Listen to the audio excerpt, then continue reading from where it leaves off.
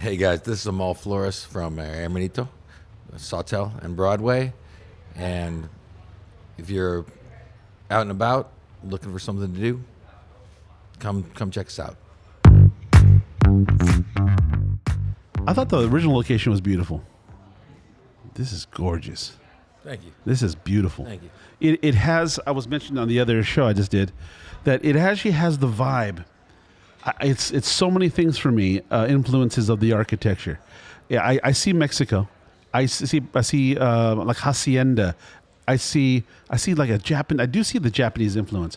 And I was also saying, you know what? That corner over there looks like Obi-Wan Kenobi's lair. You know, it got a little of that vibe in there too. It's got a little bit of the Star Wars bar scene there, so yeah. Well, about the fist to your face. Anyways, yeah, I'm gobsmacked. I really am. And the you were saying this is in the old Swingers location. I wasn't familiar with it. I do understand it is a chain of them. It was two of them, one in Beverly Hills. Yeah, that one's still available. And okay. And I feel like Swingers was a bit of an institution here, so for 25 years or so. So well, you're using the windows from the building. They kept the round porthole windows, which you have turned into. It's gorgeous, man. I don't even know how to describe it. It's so unique, the feel and the vibe. Can you tell us what was the inspiration for this aesthetic? I mean, you know what? This one, Stephanie, my partner on this, yeah. She had a lot of influence on this aesthetic, okay. frankly. Yeah. And I just wanted to do something that was respectful to swingers. And Swingers is a place I spent a lot of time. Yeah, late really? night, what have you. It's a diner. It was a diner. Yeah, it was a diner, but like an elevated diner, we'll say. Okay. And a little cooler than most diners. Okay. And but just a place that was an institution, a place you'd stop in, 2 a.m. Now I wish I'd have been there. It was. I should have been there. Yeah. Yeah. And then, so I wanted to keep that. A lot of that stuff, because don't fix it if it's not broken, kind of thing. Yeah. And then rebuild a place for the neighborhood that this neighborhood's becoming. Okay. And our goal is always to be this neighborhood place where you can come in by yourself, come in with 10 friends, come in for your birthday, whatever. Slide in for a cocktail and a little bite. Get a cocktail and a bite. Get a cocktail on its own. Just get a bite on its own. Just use it how you want it. It's like your living room, not. I love it. Kind of vibe, and and I just wanted to have it. We opened up the side wall facing Broadway to really face that street. We got Bodega as a great neighbor. It's just trying to make a block that's kind of an interesting block, and a block you can kind of just go and bounce around a little bit and see what's what. And there's so much architecture here because the street facing that's Broadway there. Yeah. The street facing Broadway is open with these louvered kind of sliding doors, which kind of opens up to 5 tables, little tables against the window. Just beyond that, there's some more cocktail tables, like booths style thing. Beyond that, there's this beautiful bar with all of this wood. What is this? Tell me about the story behind all this wood. So all of the furniture here, we designed and had handmade in Indonesia. Okay. So we brought in all this. It's all teak. Brought it all in, worked with a couple of really good guys out in Java for this, managed teak forest and traditional construction on a lot of the stuff. Yeah, yeah. And just really wanted to give it that a real feeling, so everything's kind of massive, everything's kind of heavy pieces, just to nothing's veneer, it's just this big teak stuff, kind of rustically done in a nice way. Well, we're sitting in this area. Do you have a name for this area here? We call this the lounge. Okay. In this area here, it's almost a little different. Well, it's definitely more intimate than the other part of the dining room. That part of it to me is like open up to a deck on a beautiful backyard. It's like you have the air, it's open air, everything's pillows, like every booth has the pillows and that kind of vibe to it. But because it's open to the street, it's a lot airier, a little more connection to the street. This area here in the lounge is because of the dark teak wood and the smooth concrete finish on the walls and the kind of dim lighting. And what are these, this grass, this kind of a hula grass kind of vibe? That's all, it's a woven seagrass. And we did all that stuff in Indonesia as well. That's also from up in Sumatra.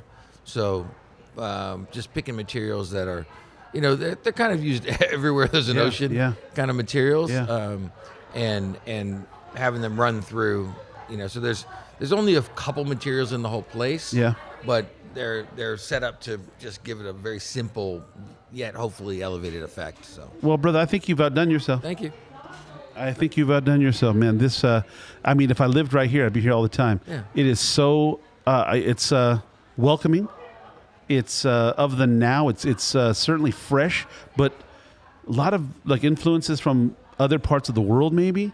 Yeah, that was the idea. The idea was actually to be like where you couldn't figure out exactly where in the world you were. Because again, we do this food that's a little bit, it's obviously this Sonoran style, sort of Gulf of Mexico style stuff, but then it has this Asian influence kind of layered over the top of it. So the decor has a bit of the same thing, where it's a little bit in between here and there. Like, yeah, it could be Tulum, but it also could be Southeast Asia, or it could be, Yeah.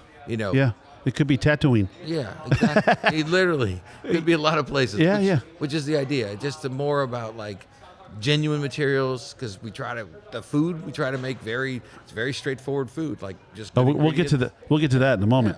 Yeah. But I thought you had done an amazing job on Sautel, and it's the same vibe though. Sautel feels like home. It's I grew up in that neighborhood, and it feels like you're in someone's yard. But then the bar has a different feeling from the dining room. This is exactly the same. It's a small space. I mean, I'm not saying it's not like a giant cafeteria. It's a smaller space. But what you've done with that space, and utilized every bit of it, you have three different feels, three different very distinct feels in here. For me, in the area that faces the windows, it's open and airy. This lounge area is very intimate. I could see when it's busy, and there's 30. No, I'll say 30. You say 12 couples sitting at these tables, all kind of nestled in together. That's a whole different thing. A little dimmer in here. It's just awesome. The bar is very cool, and I love a good bar, and especially lit up at nighttime, like the bar over there at Sautel. Oh, yeah. Very, very cool. Very cool, it's bro. a pretty space in here. When nighttime, it like really. I mean, the windows we put these tints on them that you get this kind of permanent sunset. Yeah, you get like 5 hours of sunset here. Yeah, and you reuse the windows from Swingers. Yeah, you've utilized them in such a nice way with this concrete finish. Now, what is this? This is like a mesa style. It's a stucco. It's a smooth stucco that we do. It's just hand put on. It's a hand finish. So you get that. Again that. Same thing where same way people have been doing it for hundreds of years, really. Sure. And just done in a current color, I guess you'd say. I just haven't seen it in a restaurant. Yeah, I mean, how many restaurants have you seen that have this going on? I mean, I don't know. That's what I'm saying. I've been to a lot of restaurants and I've seen like this. Very cool. Very cool. Thank you. So tell us if there's anything different about this from Sautel. Well, the main difference. So all the basics of stuff is the same here. There's sort of three main differences, and they're actually subtly main differences. But so here we have a big raw bar. So we have an 8-foot long iced cold seafood section. Okay. So we're doing multiple, 4 different kinds of oysters generally, a few ceviches, some uni, some hamachi, and some cut fish kind of items, lobster, some crab things, and so on. So more than we do at Sautel, probably 2 or 3 times, like in terms of the number of variations that we do here. And then also the wine list here is bigger. Okay. Sautel has a bigger Japanese whiskey list than here. Yeah. The wine list here is bigger. So those are the sort of the main differences between the two. Yeah. The rest of the food is almost identical. The setups are very similar, and we try to keep it consistent because I want you to come and have it be feel familiar. Yeah. If you've been to the other one. And if you haven't, get there. There is a couple of little different things that we have here, we don't have there. And can you tell us what those are so people know? So again, mostly seafood. The raw bar, and then the wine list is bigger here. What do you say on the menu is your favorite dish if you have one? I mean, I'm a creature of habit, so I might not be the greatest person to ask about this. Well, what is your signature dish? I mean, my go-tos here, I get basic things like chips and guac, the hamachi sashimi little plate, I get that all the time. The fish taco I get all the time. sticky ribs all the time, flautas, the shaved Brussels salad. Like that's tend to where I gravitate. I will eat a lot of oysters because I love them. So I'll eat those. And if I'm here with 5 friends, then I do it the way I feel like is the right way to do it here, which is like you just kind of get a bunch of everything and throw it in the middle and have at it, So but it is such a nice thing to say that you have tied together two places not far from each other, but you can see that the threads that bind them, but something about them is distinctly different. I like the idea that you have a little more wine here because I don't discriminate when it comes to a liquor, but Sawtell feels like someone's home. It feels like you're being welcomed into a very slick, very cool, upscale place where you're going to have some high-end, delicious Mexican food. You're going to be able to try all those different whiskeys. It's just a different thing. Here, this feels like the future. This feels like the future coming now. It's in like Santa Monica, not far from the beach. I mean, what, 3 blocks? Yeah, it's 6 give or blocks, take, yeah, 6 blocks from the beach, enough.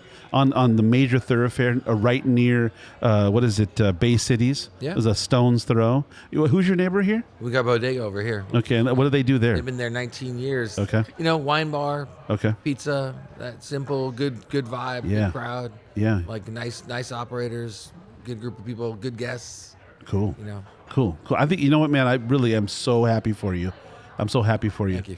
So, look, so if I come in and bring the wife, what should I have? Give me 3 dishes. Well, give me 2 appetizers. She likes appetizers. Give me 2 appetizers, 2 mains, and a dessert if you have one. And I don't discriminate. I like all liquor. All of them the same. But I'm a brown liquor fan. Love wine. What should I do? I mean, I feel like you come in, you get some chips and guac to just nibble on while you're figuring it all out. Okay. And then you get something off the raw bar, maybe some oysters, maybe the hamachi, sashimi. Speaking of oysters, I'm going to stop you there. What kind of oysters do you have right now? I mean, it varies. We rotate a fair amount. Right now, what do we have on there now? There's some Kumamoto, some Kushi, and then Pacific Gold. Yeah. Right now. Okay. Yeah. So we use mostly West Coast stuff. We do bring in we have a company that airs in stuff from the East Coast, so some PIE stuff and up there coastal Maine kind of stuff. Yeah. We tend to have 3 or 4 different kinds, and we try to have them be different from each other all the time as Sure. best we Great. can. Perfect. So they, so you can kind of, and some people get mixed dozens, what have you. Some people go all one. Happy hour, you can order them singly. So, and then we do a happy hour 3 to 6 every day. So every day. Yeah. What time is it now? Exactly. It's every day. So I can't make it today, but another time. That's I don't know. I like happy hour, so we have happy hour. I love happy hour. But every hour can be happy if you really want to make it that way. I think you start with that stuff. Okay. My thought is like you get a cocktail for when you're doing that thing, and then you kind of order your tacos and mains, get a glass of wine for that, maybe a bottle depending on what you're trying to do, and then I go to the menuelo. We do we make all these flour tortillas here. Yeah. So we do a little. They're chopped up into little a triangles. Little cinnamon, a little sugar. Little cinnamon, a little sugar, served with an horchata ice cream. Yeah. Oh. Horchata ice cream. Wow. That's delicious. La di da. Exactly. Beautiful. Then we do a Mexican hot chocolate pot de creme. Okay. So it's just again a little chili, little cinnamon, pot de creme. Dude. Wow. So okay. That's kind of my. That's beautiful. It's easy here. It's easy. Oh man, that sounds great. Okay, so as far as your cocktail program, tell us about that. You said happy hours at 4 every day. 3 to 6. 3 to 6. Okay, and the wife is a margarita. I'm going to call her a margarita aficionado. She's tried them all, and she's in lieu of one of those, she likes a paloma. Yeah. Which I make at the house. I mean, I learned it in Guanajuato when I was about 20 years old. They brought the bottle of Cazadores to the table, and they brought squirt and lime and that's the way I've been doing it ever since. Tajin or salt or both on the glass. What are you guys doing? No, that's you know what it's the setup's similar to that. I mean, we juice here every day. Yeah. So all the juices are fresh, all that sort of thing. So Palomos are delicious, and again, we offer both the tahini and the salt rim. You know, it comes with a little garnish, and easy setups. Our margaritas, you can do them spicy or not spicy. We have mezcal margaritas. We have regular margaritas. We have our house margaritas, which are all done with really nice product. And then if you have a particular spirit that you want, someone will handshake one for you in that case. Okay. So it's easy. I mean, it's designed to be easy. Oh man, well, it feels easy. That's the thing. I could be escorted out of here a couple times a week if I was right clear by. I see you have lots of mezcal up there on the shelf there. What do you have a favorite, or are you a mezcal person? I am a mezcal person. Well, we make one. We have a family down in Oaxaca that makes a batch of 90 bottles a year. For your us. stuff? So we have an Hermanito mezcal. What? What is it called? Hermanito. Yeah. It's an Hermanito. Oh, wow. So it's an espadín. It's really nice. You know, can we taste that? Yeah, sure. Yeah, let me taste that. Grab it. Can we grab? Well, let me hold it. Is it available? Well, I'll ask you when you come back. Okay, so thank you for this glass. I'm handed this beautiful stemmed glass, sipping glass, with something that smells smoky, and this is your own Hermanito Espadín. Now, what does that mean? What does it mean to what I'm about to experience here? I mean, espadín is a type of mezcal. It's I equate it to sort of the blanco of if tequila is a blanco. Okay. But it's actually my favorite mezcal. Okay. My favorite style. Are you doing? I mean, I see you have your own mezcal. Are you doing a line of them, or is this just one? Or it's just for us, and we just do a line. And there's a family that's 5th generation mezcaleros down there that makes it for us. So cool. So we work with some good people. All right. Well, cheers, man. Let's try this. It's got a fantastic nose.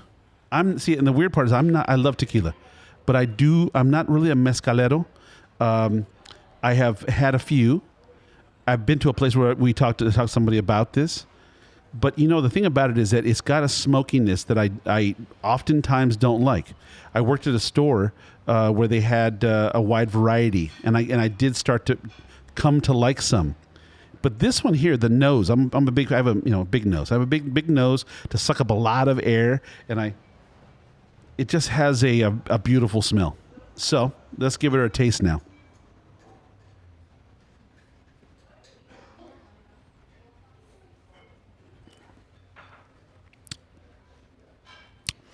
That's dangerous. That's dangerous. You may have to carry me out of here. Wow. Well done.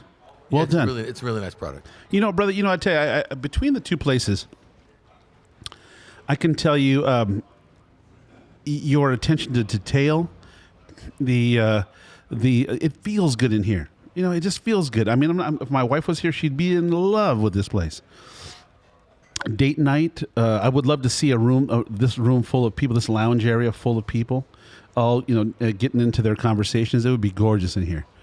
So okay, so you have a nice selection of wines, mezcal, obviously lots of whiskeys up there. You can get anything you want here, So, brother, is there plans for another down the road? Two's enough. I think my children's mom might kill me. Yeah, we'll see. Yeah. Well, hope so. Never say never, but you could fit one of these anywhere. Yeah, I feel like it's a really nice Southern California style of restaurant, frankly. Yeah. Fits the area. And you've been here since September, I understand. Yeah. Wow. No. Yeah. September. Yeah. When was the grand opening?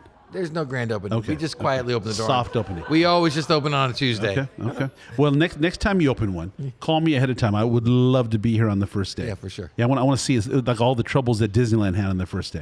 So, that's why we do it the way we do it. Yeah, I like to just open quietly, and then we get up to speed as the guests get up to speed. Beautiful. Well, look, man. Do you want anything else you want to mention before we go? I think no. That's about it. Again, we're pretty simple here. Yeah. Just okay. Like, Solid food, look, solid place. That's I the know. idea. I know you're a busy man. 2 locations, not far from each other, on the west side, and I'm catching you now just before service. I'm a couple hours away, but you probably have a lot of preparations to do. So I want to thank you so much for taking the time to sit down with me. It's been a pleasure. Thank you for letting me record here with Jake Hook, because we had a fantastic conversation about this place and a bunch of other places that he likes, in like diner style. Awesome. He's got this thing called Diner Preservation Society, and he's on a mission to preserve all those older places that we like so much, and he was impressed with this place. So, brother, thank you again. If you like what you hear, go to Instagram, YouTube, and also you have a page. Yeah. Go to both pages. I think you have one it's called Hermanito Broadway. Yeah. So if you go to Hermanito LA. Okay. HermanitoLA.com. Go there and give them a follow. If you're in the area, or if you just you're out for the night and you want to try something absolutely fantastic, you got to come to Santa Monica or Sawtell and go check them out. They're not going to disappoint. Thanks for listening. Have a great day. If you like what you hear, go and follow me too. All right, guys. Have a good day.